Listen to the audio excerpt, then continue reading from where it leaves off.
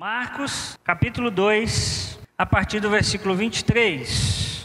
Veja se não tem alguém do seu lado aí que está sem Bíblia, de forma que você possa compartilhar com ele a palavra do Senhor. Certo sábado, Jesus estava passando pelas lavouras de cereal. Enquanto caminhavam, seus discípulos começaram a colher o quê? Espigas.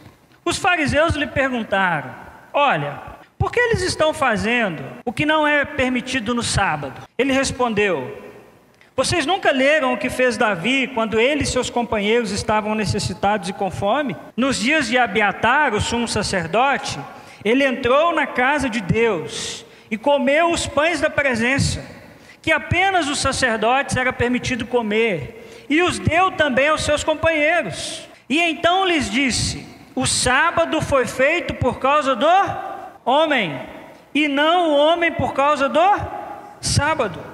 Assim, pois, o Filho do Homem é Senhor até mesmo do sábado. Vamos orar mais uma vez? Senhor, nós estamos diante da Tua palavra e pedimos que o Teu Santo Espírito ministre aos nossos corações e nos faça, Senhor, entender tudo aquilo que nós precisamos nessa noite. Que o Senhor abra o nosso coração e a nossa mente para receber de uma maneira muito especial a Sua palavra, Senhor, e que ela possa transformar toda a nossa vida e toda a nossa história. É o que nós te pedimos no nome de Jesus. Amém. Irmãos, um dos paradigmas que nós recebemos ao longo da história da igreja é o paradigma do domingo. Nós percebemos aqui nesse texto que os fariseus colocavam um enorme peso sobre a questão do sábado. Tanto que eles vão questionar a Jesus, dizendo: olha, os seus discípulos, eles escolhem espigas para eles comerem no dia do sábado. E aí Jesus faz questão de lembrá-los de uma história do rei Davi, quando Davi comeu os pães dos que era usado para os sacrifícios de Israel. Que Jesus estava dizendo: olha, vocês precisam entender que pessoas são mais importantes do que rituais. Pessoas são mais importantes do que sacrifícios. E muitas vezes, irmãos, nós como cristãos trocamos a religiosidade do sábado pelo domingo. Nós nos tornamos como os fariseus, nós só trocamos o dia. Nós colocamos o domingo como dia sagrado. Nós colocamos o domingo como o dia em que nós separamos para o Senhor. E não há nenhum problema nisso. O problema é que nós paramos de pensar na nossa ação no mundo nos outros 6 dias. Muitos ainda não conseguiram entender o que Jesus disse nos versículos 27 e 28. E então lhes disse: o sábado foi feito por causa de quem? Do homem, e não o homem por causa do sábado. Assim, pois, o Filho do Homem é Senhor até mesmo do sábado. Jesus está dizendo uma coisa muito interessante. Ele está dizendo: olha, parem de pensar agora no dia, porque agora que o Evangelho chegou até vocês, todos os dias são sagrados. E comecem agora a aguardar o princípio do sábado. Mas todos os dias vivam para a glória de Deus. E eu já falei isso aqui em um dos meus sermões. Por que nós não guardamos como cristãos o sábado, mas nós guardamos o domingo? Primeiro, porque Cristo ressuscitou no domingo, no primeiro dia da semana. E nós então, como não há mais a legalidade do dia, mas o princípio do dia, nós agora então celebramos como irmãos aos domingos. Jesus se manifestou pelo menos 5 vezes no domingo após a sua ressurreição. O Espírito Santo foi derramado em Pentecostes, em Atos capítulo 2, no domingo. E os cristãos nos tempos apostólicos costumavam se reunir aos domingos. Então por isso que nós escolhemos o domingo. Mas poderia ser uma segunda-feira? Poderíamos? Ninguém pode mais vir no domingo. Nossas celebrações semanais agora vão ser as segundas-feiras à noite. Tem problema? Por que não tem problema? Porque não é mais o dia. Nós não estamos mais presos ao paradigma do domingo. E o paradigma, irmãos, que nós recebemos é que o domingo é o dia mais santo da semana. Se você está anotando, pode anotar isso aí. Um paradigma antigo que nós recebemos é que domingo é o dia do Senhor, é o dia de ir à igreja, e por isso ele é o dia mais santo da nossa semana. Mas Jesus está nos ensinando uma coisa muito importante, que nós precisamos entender que para nós cristãos, quais dias são sagrados? Todos os dias. Agora, de segunda a segunda, os nossos dias são sagrados. Agora nós não observamos mais só o sábado, o que pode fazer no sábado, o que não pode fazer no sábado, ou o que pode fazer no domingo, ou o que não se pode fazer no domingo, mas nós observamos todos os dias, tudo aquilo que nós podemos fazer para glorificar a Deus. Nós vivemos para a glória de Deus. E talvez, por uma questão de trabalho, o seu domingo não dá para ser o seu dia de descanso. Por exemplo, domingo não é o meu dia de descanso. Aliás, é o dia que eu mais trabalho, é o domingo. Mas eu preciso sempre me lembrar do princípio do descanso. Sempre me lembrar que eu preciso parar um dia da minha semana para pensar na minha vida. E uma pergunta que a gente precisa se fazer é: para que serve o domingo? E a gente vai ver hoje biblicamente para que serve o domingo. E hoje eu quero falar sobre 3 ações para o domingo. Escreve aí, você que está escrevendo. 3 ações para o domingo, ou o seu dia de descanso. Primeira ação para você fazer no domingo, ou no seu dia de descanso, é o quê? Descansar. Olha, achei a fórmula da vida. O dia de descanso é para descansar. Por essa você não esperava, fala a verdade. Parece óbvio o que eu estou dizendo, mas não é tão simples assim. Muitas vezes nós lotamos o nosso dia de descanso de trabalho. A gente deixa para jogar todos os trabalhos que não deu para a gente fazer durante a semana para o dia do nosso descanso. E aí, como resultado, o que acontece? A gente não descansa. Olha o que Deuteronômio, capítulo 5, no verso 14, a parte B do versículo vai dizer: nesse dia não farás o quê? Trabalho algum. Nem tu, nem teu filho ou filha, nem o teu servo ou serva, nem o teu boi, teu jumento, ou qualquer dos teus animais, nem o estrangeiro que estiver em tua propriedade, para que o teu servo e a tua serva façam o quê? Descansem como te ordenaram da presença do Senhor. Não, estou lendo errado aqui, nem eu estou enxergando. Desculpa, irmãos. Nem o estrangeiro que estiver em tua propriedade, para que o teu servo e a tua serva descansem como tu. Eu é que fiz uma bagunça ali de outros versículos. Mas a gente percebe aí em Deuteronômio que existe o chamado de Deus para que no dia do Senhor a gente descanse. E no povo de Israel isso era levado muito a sério. Os animais deveriam descansar. Os servos, os escravos deveriam descansar. E Deus não disse que nós deveríamos descansar se nós pudéssemos ou se sobrasse tempo. Mas Ele nos deu uma ordem: nós precisamos descansar porque nós não somos máquinas. Na outra mensagem, eu disse aos irmãos: cuidado com discursos do tipo trabalhe enquanto seus concorrentes dormem. Cuidado, nós precisamos descansar. Quer ver uma outra ação muito importante para você fazer no domingo? Lê junto comigo lá, é o quê? Congregar.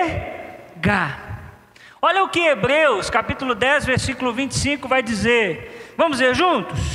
Não deixemos de reunir-nos como igreja, segundo o costume de alguns, mas encorajemo-nos uns aos outros, ainda mais quando vocês veem que se aproxima o dia. A Bíblia vai nos incentivar a nos esforçarmos para nos reunir como igreja, porque por meio disso o que a gente faz? A gente se encoraja. Isso é muito interessante, irmãos. É gostoso ver a igreja cheia ou não é? Você não sai daqui encorajado? Você diz: rapaz, o reino de Deus está crescendo, Deus está trazendo gente para a nossa comunidade. É isso que o autor está dizendo, que quando nós não deixamos de congregar, nós vamos nos fazendo o quê? Nos ajudando, nos incentivando. Eu começo a te dar força, você vai me dando força e a gente vai crescendo. E quando você deixa de se reunir, você deixa de encorajar. Obviamente, que muitas pessoas não conseguem estar presentes no domingo por uma questão de trabalho, mas essas pessoas podem se reunir em uma célula, por exemplo. Semana passada nós aprendemos que nós precisamos romper com o paradigma do quê? Quem lembra? Do templo. Nós não estamos mais presos no templo. Nós podemos agora também nos reunir nas casas, mas no Brasil a maioria das pessoas folga no domingo, sendo esse um excelente dia para cultuarmos a Deus juntos. Por isso é importante você priorizar estar com a sua igreja no domingo. E aqui vai um pedido do pastor de vocês. Essa é uma coisa que nós podemos melhorar bastante ainda como IBCP. Nosso público ainda é muito rotativo. E não há nenhum problema nisso, desde que você responda com sinceridade se você tem se esforçado por congregar. Porque quando a gente congrega, o que a gente faz? A gente se... O que diz o texto ali? Encoraja. Então quando você falta, fica faltando o seu encorajamento. Quando você falta, fica faltando o que Deus ia fazer por meio de você naquela celebração. Então priorize estar aos domingos. E nós temos um grande privilégio, que é de termos somente celebração, que horário? À noite. Nós somos uma igreja tão leve, tão agradável, que nós só temos celebração à noite. Por isso, priorize estar aqui. Se for almoçar na casa de mamãe, fala: mamãe, eu vou, mas 7 horas eu tenho um compromisso. Eu vou levar minha roupa e vou tomar banho aí, porque 7 horas, domingo é dia de eu congregar, de eu estar com meus irmãos. Amém? Esse amém foi fraco, amém? Terceira ação para você fazer no domingo, e é aqui que eu quero conversar um pouquinho, bastante com você. Domingo é dia de quê, irmãos? Repensar. E então lhes disse: o sábado foi feito por causa do homem, e não o homem por causa do sábado. Assim, pois o Filho do Homem é Senhor até mesmo do sábado. Jesus veio nos ensinar que todo dia é sagrado, e nós precisamos ter um dia que nós repensamos a nossa ação no mundo nos outros 6 dias. O domingo é o dia para você pensar: o que é que você pode melhorar no seu trabalho? O que é que você fez na sua semana que você não deveria ter feito, e essa semana você não vai fazer de novo? É dia de você pensar as suas relações com o mundo lá fora. E aí você começa a dizer: olha, essa semana eu cheguei atrasado no meu trabalho e eu não posso mais fazer isso. Domingo é dia de repensar. Jesus chama aqueles homens para dizer: olha, o sábado ele foi feito por causa do homem. É dia da gente repensar o que a gente faz no sábado, ou o que eu estou chamando aqui de domingo. Nós precisamos nesse dia repensar o nosso papel no mundo. E eu quero explicar o que eu estou chamando de mundo, né? Romanos 12:2, dá para a gente ler juntos lá? Vamos juntos? Não se amoldem ao padrão deste mundo, mas transformem-se pela renovação da sua mente, para que sejam capazes de experimentar e comprovar a boa, agradável e perfeita vontade de Deus. Não se amoldem ao padrão deste mundo. Aqui nós vemos que nós não devemos nos conformar ou tomar a forma do sistema de valores do mundo. A Bíblia vai nos orientar a isso. Olha, cuidado, porque existe no mundo um sistema de valores que é contrário ao sistema de valores do reino de Deus. E tomem muito cuidado para que vocês não tomem a forma desse padrão. Qual é o grande problema? É que por nós não repensarmos a nossa ação no mundo, nós começamos a pensar que nós deveríamos viver num outro mundo. É muito triste, por exemplo, perceber pessoas que quando se convertem abandonam as suas famílias. Estava em todo almoço da família, virou crente, ficou chato, não foi mais nos almoços. Começou a viver com medo do mundo. Aí a família começa a dizer: o fulano era tão legal, até que ele virou crente. Depois que ele virou crente, ficou insustentável a nossa relação. Quando a palavra de Deus diz para nós não tomarmos a forma do mundo, não está dizendo que a gente não pode se relacionar com o mundo. Está dizendo que a gente não pode tomar a forma do mundo. Que quando nós entramos no mundo, Nós entramos com a lente de Cristo Jesus. O nosso maior problema, irmãos, é que nós não usamos o domingo para repensar a sacralidade dos outros 6 dias. O paradigma do domingo é pensar que só temos um dia para nos dedicarmos ao Senhor. E quando nós fazemos isso, nós paramos de pensar a nossa influência no mundo. Não, se é só o domingo, se é só esse dia, não interessa o que eu faço de segunda a sábado. Mas olha só, nós temos mais ou menos 52 domingos num ano. Nós temos outros 313 dias. Se nós vivermos presos no paradigma de que o domingo é o dia que é dia de servir ao Senhor, nós perdemos 313 dias de influência no mundo. É muito ou não é, irmãos? Perdemos a maioria dos nossos dias sem influência no mundo. Nós não devemos imitar o sistema de valores do mundo quando ele se choca com a vontade de Deus, mas isso não pode nos levar a ter medo do mundo. Olha o que Jesus vai dizer em Mateus 5,16. Assim brilha a luz de vocês aonde, irmãos? Na igreja. É isso que está escrito lá? Que a nossa luz brilha aqui no domingo à noite? Onde é que a nossa luz deve brilhar? Diante dos homens. Para que eles façam o quê? Vejam as suas boas obras e glorifiquem o Pai de vocês que está nos céus. Mas como é que a nossa luz vai brilhar diante dos homens se nós temos medo dos homens? Como é que nós vamos influenciar o mundo se nós não entrarmos lá? Se nós não conversarmos com Ele? É interessante, irmãos, que Jesus nos deu autoridade. Jesus, quando estabeleceu a sua igreja, Ele disse que as portas do inferno, o que aconteceriam? Não iam prevalecer sobre nós. Nós não precisamos ter medo. Jesus disse que estaria conosco. Jesus nos deu a sua autoridade, mas muitas vezes nós preferimos esconder a nossa luz. E esse medo dos outros 6 dias da semana nos levou a criar uma subcultura. Sem perceber, nós criamos o nosso gueto gospel. Nós criamos uma subcultura, porque para nós tudo que tem lá é lixo. E aí a gente criou um gueto, aonde nós temos um jeito de falar.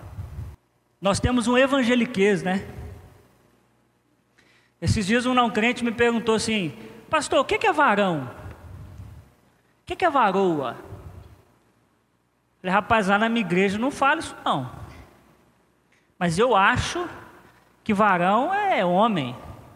E acho que é homem de Deus. O fulano é um varão. É homem de Deus, deve ser isso. Varoa, eu acho que é uma mulher de Deus.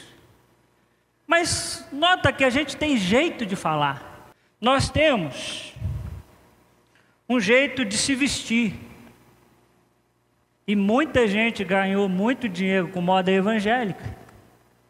Nós começamos a produzir as nossas roupas, tampar as nossas canelas. Que absurdo. Alguém vê a canela da dona moça? Isso não pode. Na nossa subcultura, esses dias eu fiquei sabendo que tem um Tinder gospel. Pessoal, entra logo no Tinder, pelo amor de Deus. Um monte de gente vai sair do culto e vai procurar, né? Se você pegar seu celular aí agora, é porque você está caçando esse negócio aí no Google. Mas olha que loucura, nós criamos os sites de relacionamentos gospels. Porque a gente tem medo de dialogar com a turma lá, a gente começa a criar os nossos aqui. E aí a gente vai criando uma subcultura. Esses dias eu vi uma igreja, né? Aliás, já vi várias, né? Que faz balada gospel. Eu acho interessantíssimo essas coisas. Só um jeitinho da gente criar uma subcultura. Porque a gente tem medo da cultura lá. E aí a gente cria o nosso gueto, do nosso jeitinho, porque é mais fácil a gente esconder a nossa luz do que a nossa luz brilhar diante dos homens. E como fruto desse isolamento, Quando nós precisamos lidar com a cultura fora do meio religioso, nós não sabemos como fazer. Quando a gente tem que conversar com alguém que não é crente, a gente não sabe nem que papo que puxa, não sabe que conversa. Nós criamos um outro mundo. E aí, esse comportamento isolativo nos constrói dois dualismos, ou dois muros. Se você está anotando, anota aí. O primeiro é entre o santo e o profano. Nós começamos, porque nós não pensamos de segunda a segunda, nós só pensamos no domingo, nós começamos a categorizar as coisas entre as coisas santas e as coisas do mundo. As coisas santas estão sempre ligadas à igreja. Saiu da igreja, Satanás queima, amarra, faz qualquer coisa, porque é do diabo. Igreja é santo, mundo é profano. E a gente começou então a departamentalizar tudo. Por exemplo, tem música de crente, mas também tem a música do mundo. Vou falar baixo, do mundo. Tem a roupa de crente, mas tem a roupa do mundo. Cuidado.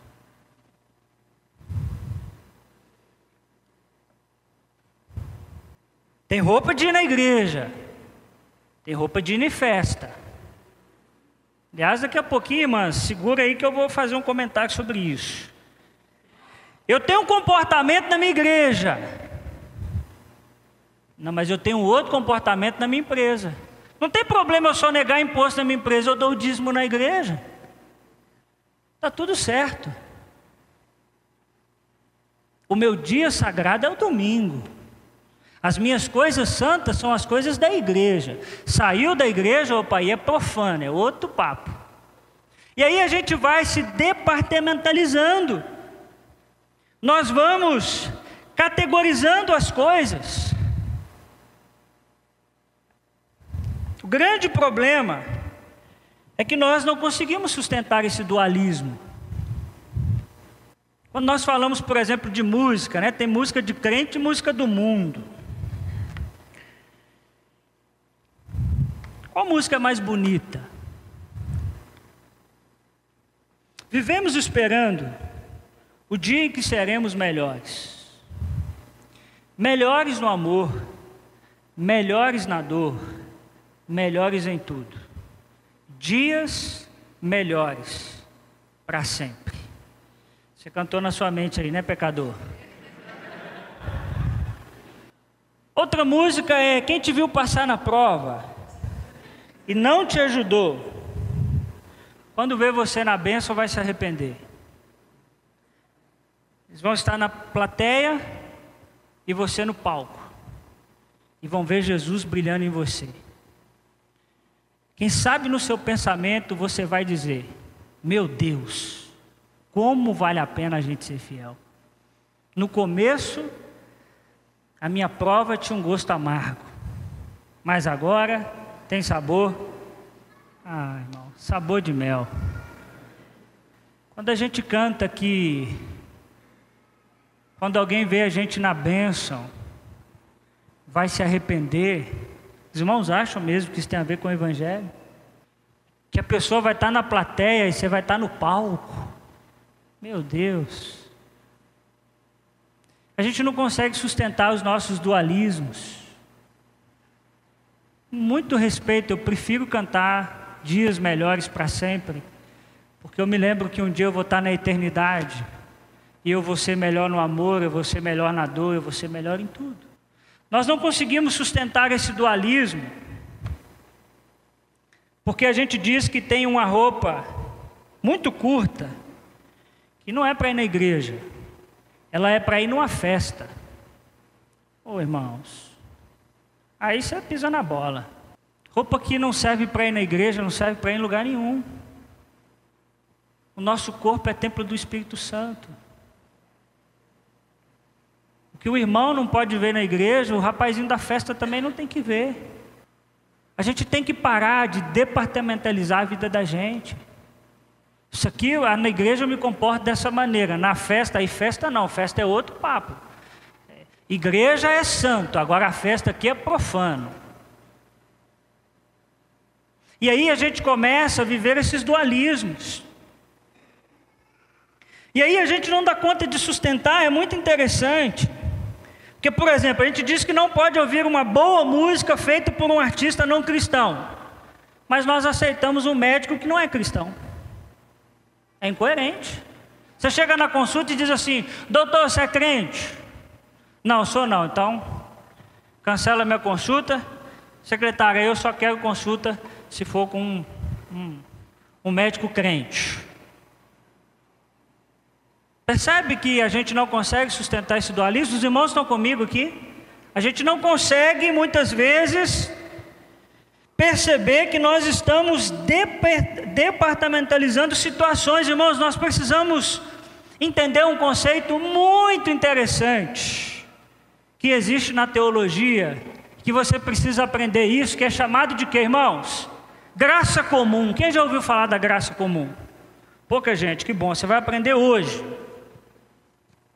Graça comum é algo que Deus deu a todos os homens. Não é graça salvadora, tá? É graça comum. Deus deu presentes ao mundo. Quem explica um Schopenhauer da vida? Você explica? Sabe o que explica? Graça comum. Deus está dando presentes ao mundo, não só à sua igreja.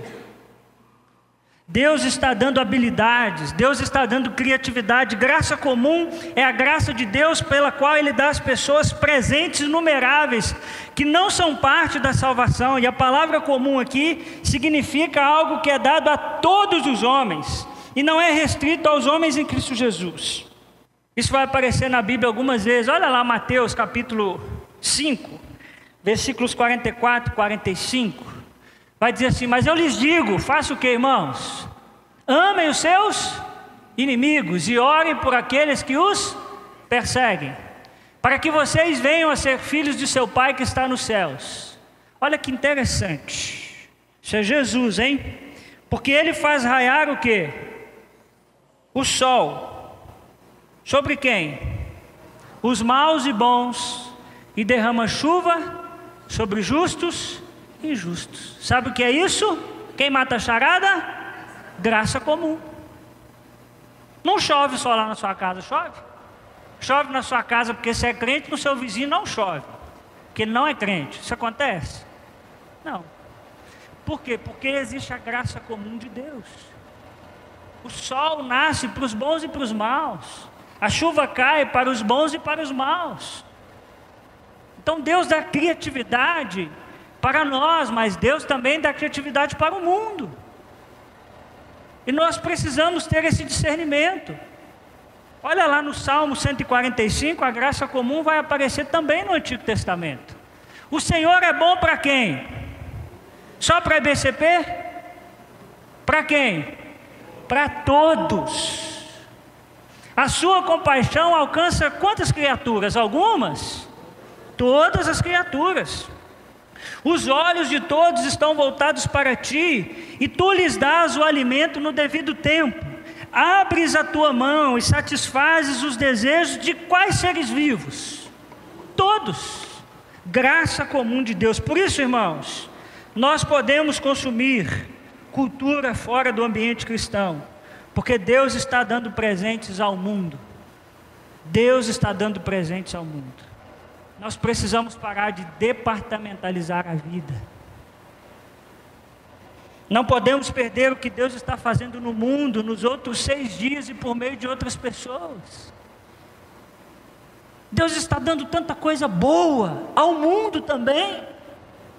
E não há perigo nenhum, não há mal nenhum, nós também fazemos parte disso, também aproveitarmos isso. Nós precisamos pensar como nós cristãos.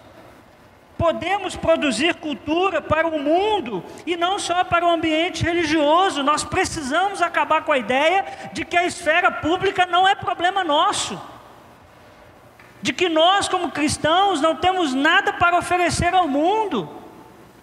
Nós não precisamos, irmãos, ter medo do mundo e das coisas que ele produz, porque Deus gosta do que é belo. Ele não tem problema com isso, porque foi Ele que deu a criatividade. Amém? Nós só temos que tomar cuidado para a gente não cair no segundo dualismo, que é o que eu chamo de anorexia ou glutonaria cultural. Muitos demonizam toda a cultura. Anorexo. Mas tem gente que também consome toda a cultura. É glutão. Você tem que tomar cuidado com isso. Nós não precisamos nem de anorexia e nem de glutonaria cultural. Muita gente demoniza a cultura e outros a consomem sem uma análise cristã. O caminho é o equilíbrio. Nós não devemos consumir toda a cultura, mas nós não devemos jogá-la fora. Não significa que devemos ouvir qualquer tipo de música. Estou dizendo isso. Você vai chegar lá na sua casa hoje para os seus meninos e vai botar um funk para eles escutarem. Não, agora não tem mais o que é santo e o que é profano. Calma. Deus gosta do que é belo. Mas também nós não devemos jogar a cultura fora. Os irmãos percebem que é possível ter um equilíbrio? É possível nós discernirmos? Não significa que devemos ouvir qualquer tipo de música, mas que também existem boas músicas fora do gueto cristão. Não significa que o único ambiente que o cristão pode ir é a igreja. Mas não significa também que o cristão pode frequentar qualquer ambiente, viu? Discernimento. Não é anorexia, não é glutonaria. Nós precisamos ler a cultura e pensar no nosso papel no mundo a partir de uma cosmovisão, que, irmãos? Cristã. Nós precisamos ler a cultura e o pensamento e o nosso papel no mundo a partir de uma cosmovisão cristã, ou seja, nós somos seguidores de Jesus Cristo e não da cultura, mas ela também não precisa ser nossa inimiga. Os irmãos percebem? Nós vamos ao mundo com uma lente de Cristo. O Evangelho é como um óculos, que quando eu coloco, eu começo a enxergar como Deus gostaria que fosse. E aí eu vou para o mundo com essa lente. Lembra que não tem santo e profano? Então não tem um ambiente onde eu tiro a lente e digo, opa, aqui beleza. Aqui não tem nada a ver com Deus. Espero não cair aqui que eu não estou vendo quase nada. E aí quando eu coloco, eu digo, não, aqui eu preciso desse óculos de crente, porque aqui eu preciso ver a vida como ela de fato deve ser. Então, irmãos, nós precisamos tomar cuidado com esse dualismo também. Não é necessário eles lá e nós aqui, mas nós entramos lá com a lente de Jesus Cristo. O chamado de Deus para nós é que sejamos homens e mulheres integrais, que sejamos luz no mundo onde estamos. Pastor, onde é que o senhor quer chegar com esse papo ruim de música do mundo, de cultura do mundo? Onde eu quero chegar é que se você não entender que Deus está agindo no mundo, Deus nunca vai poder contar com você. Se você não expandir a sua mente, se você não abrir o seu coração, você nunca acessará o coração das pessoas. Pare de pensar, irmãos, que o nosso negócio é só no domingo. A nossa missão é de segunda a segunda. Você já pensou se todos os cristãos assumissem o seu lugar de produzir um mundo melhor? Você já pensou se todos nós aqui hoje disséssemos, Senhor, eu cansei desse negócio de domingo, só domingo. Agora de segunda a segunda a minha vida vai ser totalmente consagrada ao Senhor. Essa semana, o quanto nós abençoaríamos o nosso meio de trabalho, a nossa família, os nossos amigos. Se todos entendessem que não estamos mais presos ao domingo, mas que todo dia é dia de servir ao Senhor com os nossos dons no mundo. Como estaria o nosso mundo? Deixa eu te dizer uma coisa, os seus dons não são apenas para a igreja, você tem uma vocação no mundo. Deus te chamou para ser um bom advogado, Deus te chamou para ser uma boa diarista, Deus te chamou para ser um bom administrador, Deus te chamou para ser um bom professor, Deus te chamou para ser bom naquilo que você faz. Não é mais o domingo, não é só mais os seus dons que você tem para a igreja, mas você pega tudo que você tem, tudo que você é, vai ao mundo e diz: Senhor, eu estou aqui, eu não sou desse mundo, mas eu quero te servir no mundo. Não quero mais só o domingo. Seja o melhor na sua área, e isso vai glorificar a Deus. Eu não estou dizendo com isso para você parar de servir na igreja, mas para que você entenda que você também foi chamado para servir no mundo. Jesus ressuscitou para que nós não precisássemos ter medo da segunda-feira. Reproduza os seus comportamentos de domingo para todos os dias da semana. Queria que você saísse daqui hoje convicto de que tudo que você tem é do Senhor, que você é do Senhor, e quando você é do Senhor, você não precisa mais departamentalizar a sua vida. Isso aqui é de Deus, isso aqui não é de Deus. Mas você começa a olhar para você e dizer: Senhor, tudo que eu tenho é para a glória do Senhor. Por isso eu concluo te convidando que você decida consagrar todos os dias da sua semana ao Senhor. Nós não estamos mais presos ao paradigma do domingo, mas todos os dias nós devemos viver para a glória do Senhor e repensar a nossa ação no mundo nos outros 6 dias. Amém? Para quem caminha com o Senhor, todos os dias são sagrados, porque nós queremos viver para a glória de Deus. Que Deus te abençoe, em nome de Jesus. Amém.